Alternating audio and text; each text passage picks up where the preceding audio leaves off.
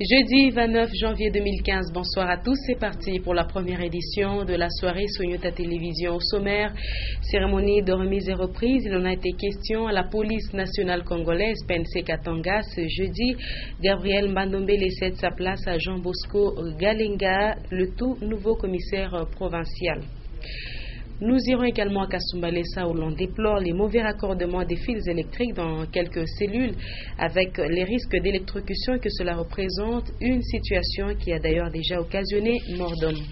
Encore une fois, bonsoir. La Fédération des entreprises du Congo FEC-Katanga a tenu ce jeudi 29 janvier son assemblée provinciale ordinaire, présidée par Patrick Moulande-Kabeï, premier vice-président de la FEC. Ces assises ont tablé sur l'évolution de l'environnement économique et social de la province du Katanga. Edouard Kankou nous en dit plus. L'évolution de l'environnement économique et social de la province, les activités de la fédération et les fonctionnements du secrétariat provincial sont là les 3 points à l'ordre du jour de l'Assemblée provinciale ordinaire de la Fédération des entreprises du Congo FEC-Katanga.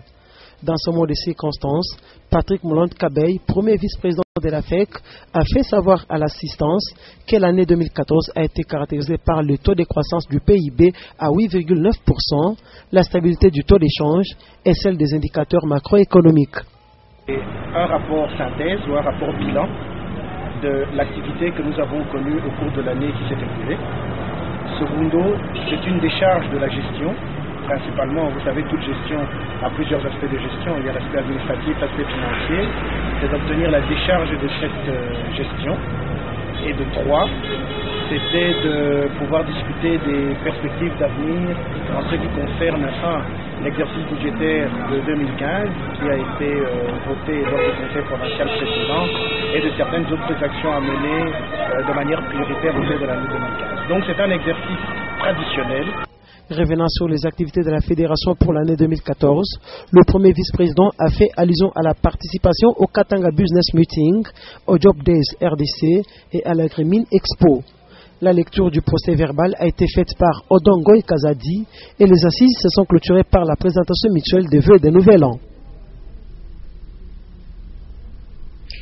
Interdit depuis quelques années par le gouvernement provincial du Katanga, le transport de personnes par minibus sur l'axe Likasi-Lubumbashi, Lubumbashi-Kolwezi et vice-versa a repris de plus belle et c'est sans difficulté aucune que les transporteurs œuvrent dans les arrêts avant de se lancer sur les grandes routes. Constat de Diane Kassongo et Richard Chimba. C'est chaque jour que plusieurs minibus transportant des personnes partent de Lubumbashi vers Likasi et Kolwezi.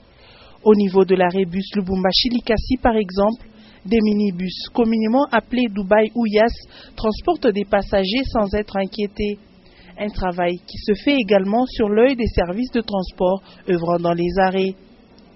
Et c'est sans ignorer que ce mode de transport a déjà été interdit sur des longs trajets au Katanga, une décision qui faisait suite aux nombreux cas d'accidents enregistrés sur ces axes. Le souhait du gouvernement en ce temps était que ces minibus transportent seulement des marchandises, mais sur place, ce sont des personnes et des marchandises qui sont transportées dans un même minibus. L'on rapporte aussi que les transports de ces minibus se feraient très fréquemment tôt le matin ou dans la soirée lorsqu'il y a un relâchement du côté des services de transport. L'État, qui prend des décisions pour le bon fonctionnement de ces services, devrait également faire le suivi pour éviter aussi le pire. Autre chose, le commissaire divisionnaire adjoint Jean Bosco Galenga est le tout nouveau patron de la police nationale congolaise au Katanga. Il remplace à ce poste le commissaire provincial Bandombele Gabriel. La remise et reprise a eu lieu ce jeudi 29 janvier dans l'enceinte du commissariat provincial de la police nationale congolaise. Était sur place pour Nyota Radio et Télévision, Jean-Claude Mbale et Michel Oulila. À cette cérémonie de remise et reprise, on a noté la présence des officiers, sous-officiers et hommes des troupes de la police nationale congolaise. Le commissaire sortant a fait savoir que la tâche ne lui a pas été facile. Grâce au concours de son équipe, il a réussi à maintenir la paix. Le commissaire Bandombele Gabriel. Quant à moi, avec mon équipe, je tiens à vous remercier, tous, sans distinction aucune, de la franche collaboration qui nous a caractérisés pendant toute la période de notre mandat. L'entrant Jean Bosco Galenga a promis d'évoluer dans la continuité de la vision de son prédécesseur. Je voudrais également, d'entrée de jeu, vous rappeler à tous que les hommes passent, les institutions restent. Il ne faudra pas que les gens aient des prétentions ou des illusions de croire que parce que le général Bandombe et son équipe sont partis, que ça devient soit moins dur ou que ça devient plus dur. Non. Et comme c'est notre devoir, nous appliquerons les lois et les règlements. L'actuel commissaire divisionnaire adjoint est assisté des commissaires Tiungu Paulin, chargé de l'administration et opération, et Adolphe Baoumboué, chargé des affaires juridiques. Et nous sommes déjà dans la cité frontalière de Kasumbalesa pour jeter un coup d'œil sur le raccordement des fils électriques dans certaines cellules comme Bilanga 1, sous-station et même Ewabora. Les câbles passent à hauteur de 2 mètres et tous les risques d'électrocution sont permanents. On va rappeler ici que l'année dernière, un cas de décès par électrocution a été déploré dans ce quartier suite à ce mauvais raccordement des fils électriques. Léon Magloire Mungamtoli nous en parle. C'est un total de 5 cellules de Kasumbalesa où le phénomène raccordement frauduleux et anarchique des câbles électriques est criant. À Ewabora, Bilanga 1 et sous-station par exemple, les câbles électriques passent à 2 mètres du sol. Pire encore, pendant cette saison des pluies, ces fils électriques se détachent lors des vents violents et le risque d'électrocution est permanent.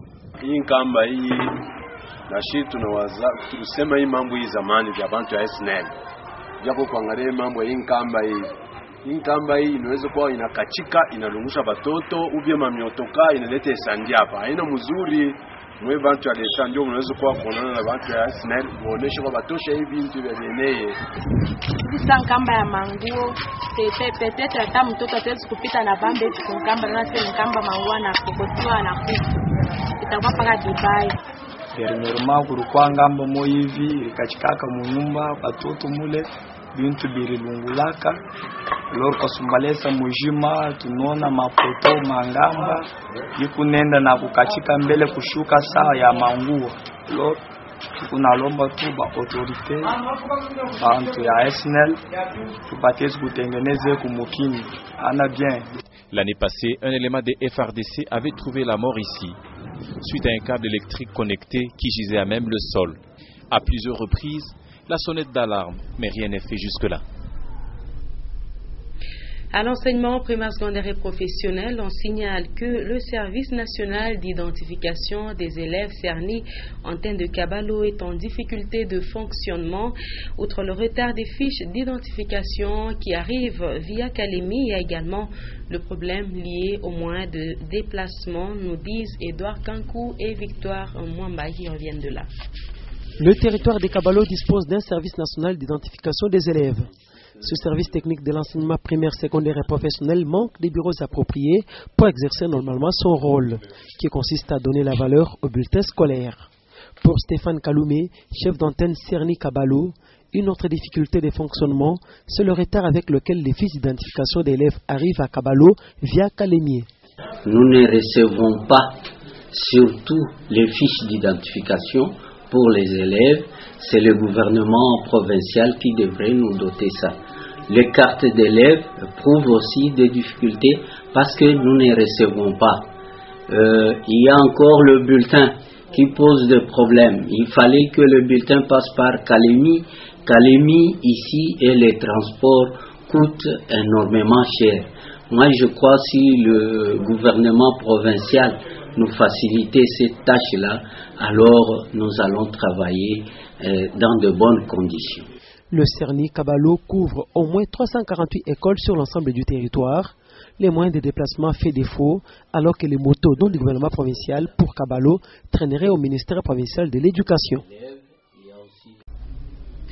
Pendant ce temps, la mairie de Lubumbashi, elle, poursuit l'opération de planter des jeunes pousses dans le site Boalia. Par jour, plus de 200 jeunes plantes sont mises en terre pour créer des forêts artificielles massives autour de la ville de Lubumbashi. Et ce projet va s'étendre aussi dans le site de captage d'eau, nous dit Maurice Mazel dans ce reportage. La mairie de Lubumbashi poursuit sans désemparer le reboisement de quelques espaces verts qui font la ceinture de la ville de Lubumbashi. Plusieurs agents du service de l'environnement ville de Lubumbashi sont dévoués chaque jour à mettre sous terre des jeunes pousses. Ils sont déployés dans des sites différents. Plusieurs espèces de jeunes plantes sont disponibles pour repeupler tant soit peu les alentours de la ville pour créer des vrais massifs forestiers. Ce projet est le fruit du jumelage de la ville de Liège et celle de Lubumbashi. La forestation de la ceinture verte de la ville ambitionne aussi protéger les nappes d'eau de la régie des eaux pour mieux desservir la ville en eau potable. Les ouvriers sont munis des outils de travail, bêches, pioches et binettes. Ils s'évertuent à creuser plusieurs poquets sur un vaste périmètre. Par la suite, une autre équipe a la tâche de mettre ces jeunes plantes au sol. Malheureusement, beaucoup des espaces verts à Lubumbashi sont spoliés par des tierces personnes qui les labourent ou y construisent des immeubles.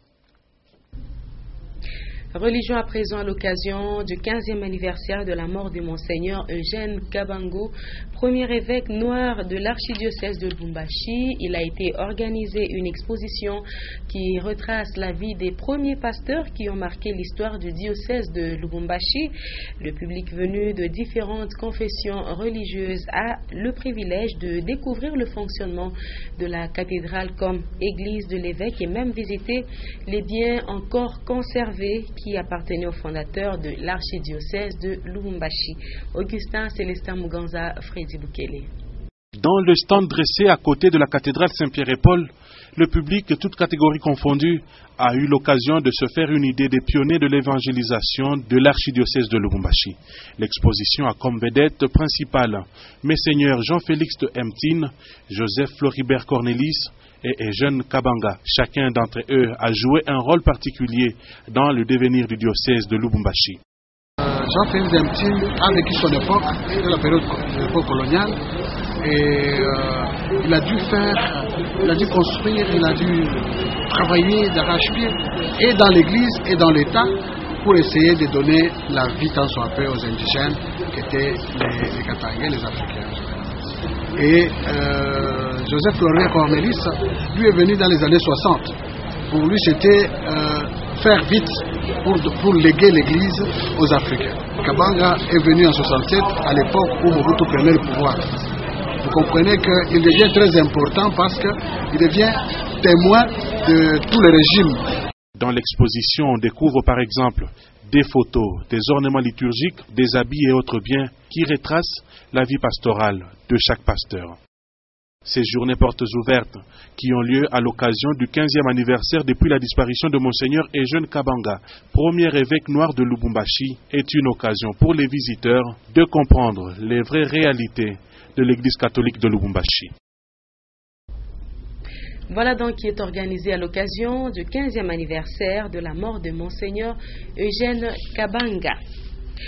On parle sport à présent, fin mercredi de la phase des groupes de la Coupe d'Afrique des Nations 2015. Les 8 qualifiés pour les quarts de finale sont désormais connus, même s'il a fallu un tirage au sort pour départager Maliens et Guinéens. Retour sur cette phase des groupes dans ce commentaire de Guillaume Kazadi et Elvis Chagal. La phase de groupe de la Coupe d'Afrique des Nations 2015 a tardé à livrer tout ce secret et aucun pays ne s'est qualifié avant la dernière journée. Maliens et Guinéens n'essaieront de partager qu'au tirage au sort.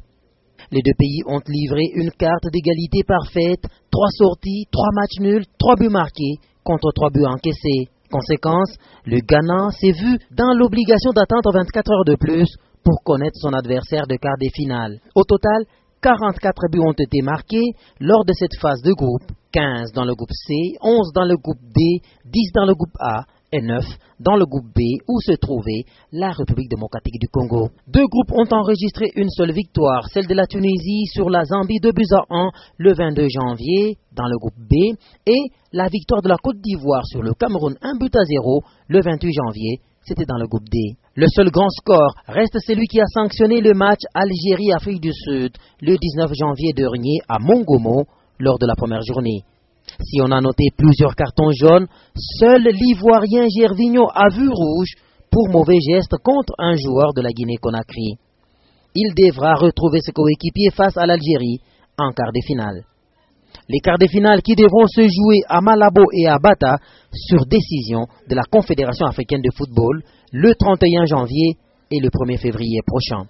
Le samedi 31 janvier à 18h, République démocratique du Congo contre Congo-Brazzaville 41 ans après, et à 21h, la Tunisie devra rencontrer la Guinée équatoriale. Les deux autres matchs des quarts de finale vont se jouer le dimanche 1er février 2015.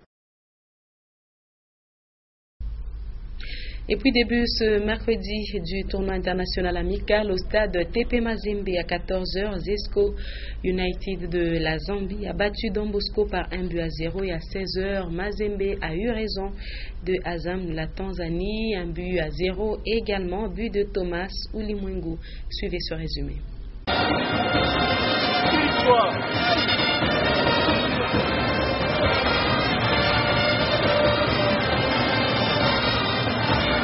Pour son premier match du tournoi amical international, le tout-puissant Mazembe l'a emporté devant le FC Azam de la Tanzanie.